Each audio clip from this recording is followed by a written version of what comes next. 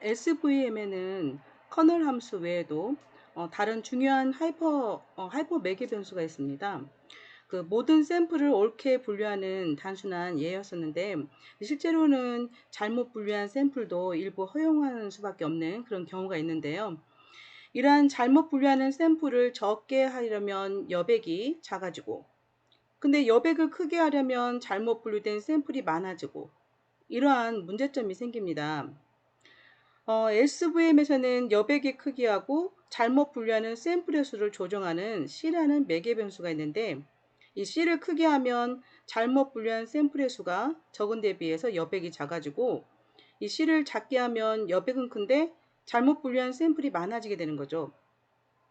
그래서 C를 크게 하면 훈련 집합에 대해서 오류율은 낮은 반면에 일반화 능력이 떨어지게 되는 거고, C를 작게 하면 훈련 집합에 대해서 오류율은 높아지지만 일반화 능력이 커지는 게 되는 겁니다. 저희가 이제 그 훈련 집합에 대한 오류를 일단 다시 한번 화면에 보면은, 여기서는 기본으로 옵션을 우리가 이 그 커널 옵션을 주지 않으면 레디얼 베이스로 간다고 그랬고요. 그리고 코스트라고 해서 이 100을 주고 있는데, 이게 바로 이 C를 주는 것입니다. 그래서 코스트를 통해서 C 값을 주는 건데, 이걸 100으로 설정해서 줘보면 오류가 굉장히 준 걸 알 수 있습니다. 자, 앞장에서 우리가 분석을 할 때 두 개, 그래서 네 개였었고, 그 다음에 커널을 폴리nomial로 바꿨을 때 일곱 개로 증가했었는데, 그 기본 레디얼 베이스가 두 개, 네 개가 나와야 되는데, 코스를 100으로 설정함으로써 오류율이 많이 줄게 됐죠. 이렇게 되면 훈련 집합에 대해서 오류율은 줄어들지만 어찌 보면 일반화 능력이 떨어질지도 모릅니다. 그래서 그렇게만 좋은 건 또 아니라고 볼 수도 있겠네요. SVM을 K 부류 분류기로 확장하는 방법은, 일단 SVM 자체도 두 부류로 분류하는 이중 분류가 확장되는 개념인데요. 이거를 K개를 만들면 K 부류 분류기라고 할 수 있습니다. 예를 들면 숫자를 인식하는 경우에는 0, 1, 2, 3, 4, 5, 6, 7, 8, 9 이걸로 인식이 돼야 되잖아요. 그러면 첫 번째 0이냐 0이 아니냐, 이렇게 두 가지 분류로 SVM을 인식할 수 있죠. 그래서 0인 것만 분류, 그 다음에 0이 아닌 것들 이렇게 찾고, 그 다음에 1인 거, 1이 아닌 것들, 그 다음에 2인 거, 2가 아닌 것들, 이런 식으로 분류하다 보면 그 분류기가 10개가 나오게 되겠죠.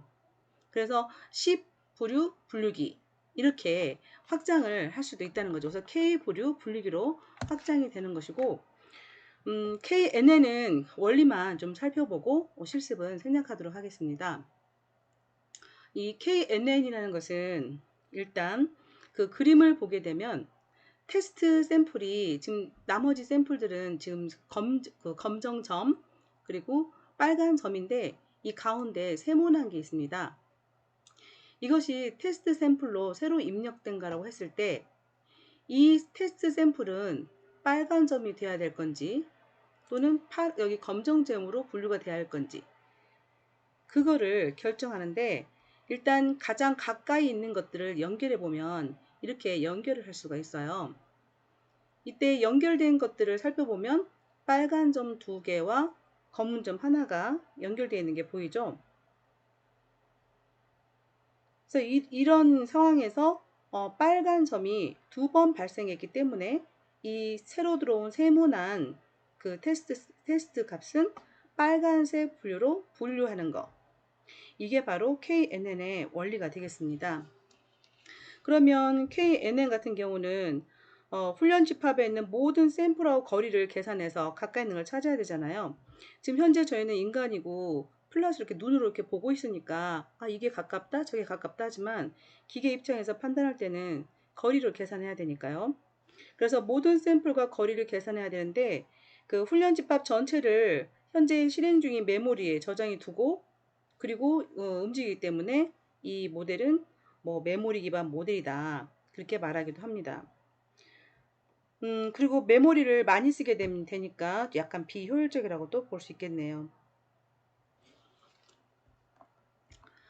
어, 자, 이거는 이제 뭐 그 뒷부분에 예제가 있으니까 한번 해보도록 하시고, 자, 트레인 함수라는 것은 얘도 그 학습에 사용되는 건데, 일단 우리가 아래 여기 보면은 알파트 결정 트리, 그다음 랜덤 포레스트의 약자 RF, 그다음에 SVM에서 레디얼 베이스로 하는 SVM 레디얼 베이스 이런 식으로 메소드를 주고 아이리스 데이터를 분석을 해서 그 종을 알아보는 게 트레인이라는 함수가 있는데요.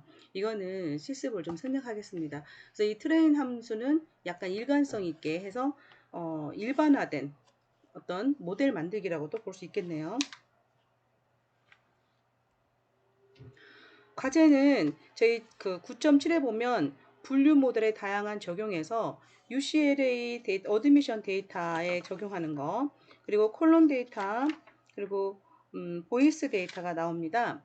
자, 9.7절의 3 보이스 데이터라는 부분이 지금 페이지 329페이지에 나오는데요. 이거는 그 음성 신호를 듣고 여성인지 남성인지 알아내는 데 사용되는 데이터입니다.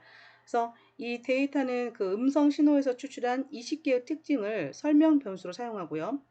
그리고 레이블에서 라벨이라는 반응 변수, 이 반응 변수를 알아내는 겁니다. 이 라벨에는 여성이냐 남성이냐를 저장하고 있죠.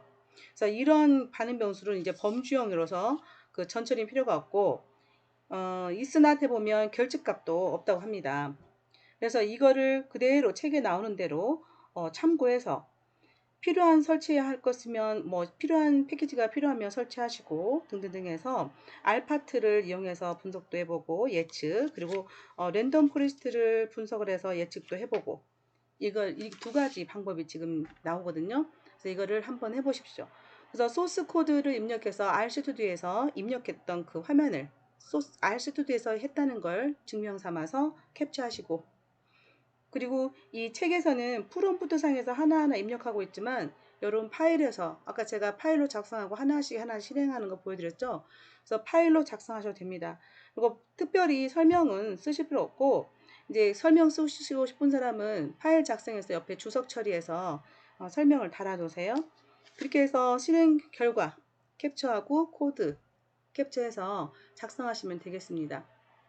그리고 이것은 잘 안 되는 경우가 있었다 그러신 분은 우리 동영상 그 보고도 안 되면 화상 강의 시간에 그때 이걸 그대로 제가 실습을 해드릴 겁니다. 그러니까 참석해서 참고하시면 될 것 같아요. 이번 주 이렇게 해서 9장이 끝나고 모델 성능평가 10장과 그 다음 더 우리가 해야 될 게 많은데요. 여러분이 좀 어려운 수식들이 나가니까 너무 어렵다고 해서 제가 저번 주에 9장이 다 끝났어야 되는데 이번 주까지 9장을 이어갔습니다. 그래서 성능평가 부분은 좀 쉽게 금방 좀 넘겨가야 될 것 같고, 그 다음에 뒤에 이제 그 가장 많이 보는 키워드로 만드는 그 단어 구름이라서 그 단어 구름이라 해서 그 키워드 클라우드가 나오네요. 그건 한 번쯤은 좀 만들어 보고 가야지 않겠습니까? 그래서 이번 주도 이렇게 수업에 참여해 주셔서 감사하고요. 화상 강의 때 좀 많이 참석해 주시기 바랍니다. 그리고 다음 시간에 계속해서 수업을 진행하겠습니다. 수고하셨습니다.